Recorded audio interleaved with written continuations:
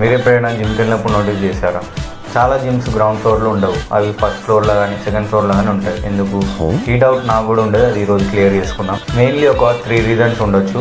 First reason వచ్చేసి rent. ఎందుకంటే ground ఫ్లోర్లో కమర్షియల్ స్పేస్కి డిమాండ్ ఎక్కువ ఉండొచ్చు. Because shops, restaurants, super market లాంటి బిజినెస్కి డైరెక్ట్ విజిబిలిటీ ఇంకా కస్టమర్ యాక్సెస్ అనేది ఇంపార్టెంట్. జిమ్కి మాత్రం కస్టమర్ స్పెసిఫికల్లీ జిమ్ కోసమే వస్తాడు.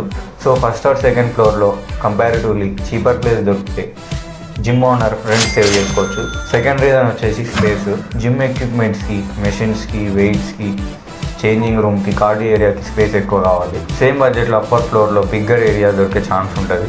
ఇంకా థర్డ్ రీజన్ వచ్చేసి ప్రైవసీ.